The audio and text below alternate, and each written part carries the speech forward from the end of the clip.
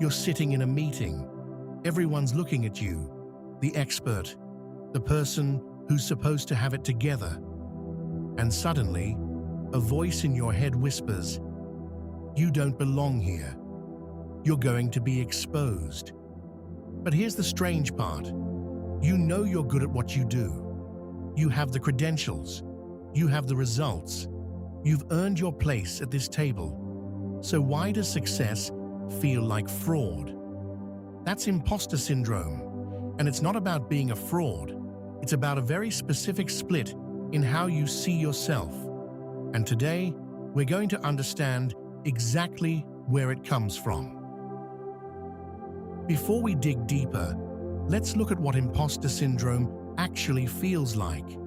Because it's not doubt, it's a very specific kind of split. You accomplish something, objectively good thing. A project lands well. You nail a presentation. Someone compliments your work. But your brain immediately starts rewriting the story. It was just luck. They were impressed by the presentation skills, not the actual work. I got lucky this time, but next time I'll be exposed. Here's what's happening. You're separating the accomplishment from the accomplisher. The thing you did feels real. The person you are feels like a performance. One is factual, one is fraudulent. This is different from regular self-doubt. Regular doubt says, "I'm not sure if I did this well." Imposter syndrome says, "I did this well, but I'm not the kind of person who does things well. So something is wrong." And here's the twist. The people who struggle with this most aren't the insecure ones. They're often the high achievers, the driven ones, the people who set impossibly high standards, because they notice the gap between their internal experience and external results. They're actually more aware. So where does this split come from? We need to talk about one of the core insights Jung kept circling back to. The idea that the self we present to the world isn't the whole picture. Now, Jung called this the persona, the mask we wear, the version we show up as. For a lot of people, especially high achievers, this persona is extremely well developed. It's polished, credible, but there's a cost. The cost is that the more refined your mask becomes, the more you experience everything else as underneath the mask. Your doubts, your fears, your raw uncertainty, that all becomes the real you, the fraudulent underneath layer. So you succeed. Your persona succeeds, but you don't feel like you succeeded. The persona succeeded, and you were just controlling it from below, like a marionette. The puppet did great. You're the puppeteer who barely knows what they're doing. This is the imposter syndrome trap. You can see your own strings. Now, why does this happen more with high achievers? Because high achievers are often people who learned early that safety came from performing well. Maybe you had a parent who was conditional with praise. Maybe you were the smart kid, and that became your identity early. Maybe failure felt catastrophic, so you built an excellent persona, really excellent, and you built it so well that it started to feel separate from you. It's not integrated, it's not yours, it's something you do. This is where the fraud feeling comes from. You're feeling the distance between your persona and your whole self.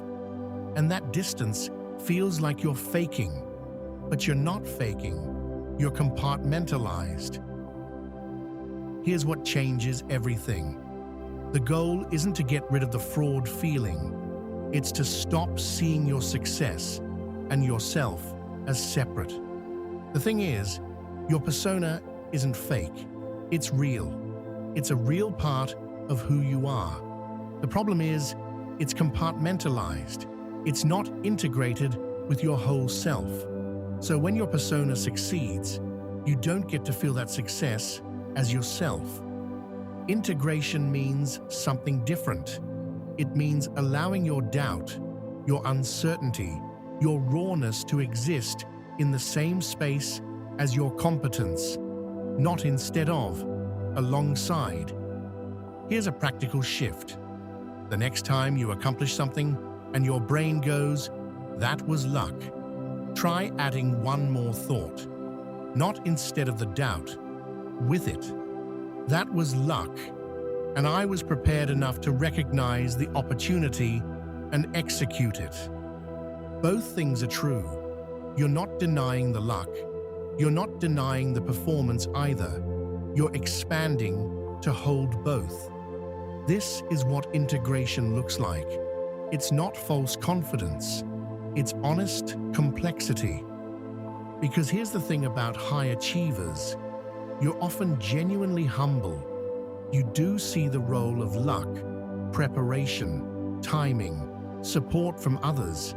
You see the gap between the ideal and what you delivered. These aren't flaws in your thinking. They're signs you're paying attention. The shift isn't to stop paying attention. It's to pay attention to the whole picture, including your actual contribution.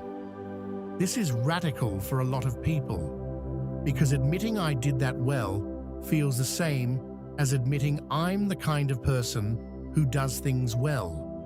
And that feels dangerous if you've built your life around the idea that you're secretly not. But that belief was formed a long time ago, in a different context. It's worth questioning it now. So let's make this concrete. I want you to sit with these 3 questions. Question 1. Where did you first learn that success wasn't safe? Not success in the abstract. Where did you learn it? Was it a parent's conditional approval? Was it an environment where success meant higher expectations? Was it something that happened to someone you loved after they succeeded? Sit with that memory. Let yourself feel it. This belief you have didn't come from nowhere. Question 2. What would it look like to take credit, full credit, for one thing you've done recently? Not bragging, taking credit. Allowing yourself to think, I did that.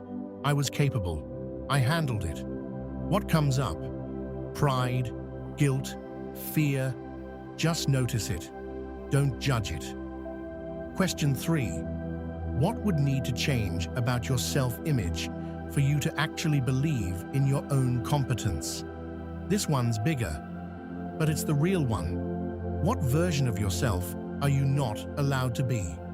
What would it mean if you were the kind of person who is good at what they do? Who would you have to become? What would you have to give up? And is that actually true, or is it just a story you've been protecting? Here's what I want you to understand. Imposter syndrome isn't happening because you're not good enough. It's happening because you are good enough, and you haven't integrated that fact into your self-image yet. The split between what you do and who you are, that's the fault line. The pain you feel is the sound of those 2 parts trying to reconnect. That's actually progress. That means you're aware enough to notice the gap. But here's where it gets interesting. There's another version of this same impulse, when we don't just doubt our competence, but we actually undermine it. When we sabotage our own success, not out of doubt, but out of a deeper belief that we don't deserve it. That's not imposter syndrome. That's self-sabotage, and it's a shadow issue. What you're about to discover is that imposter syndrome isn't a bug in how you're wired. It's a feature of how growth happens. But there's a version of this same impulse that stops us from growing altogether. That's what we're exploring next week when we go deeper into self-sabotage.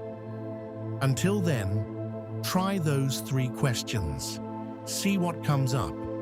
And remember, the fact that you feel like a fraud isn't proof that you are one. It's proof that you're paying attention. This is the depth work.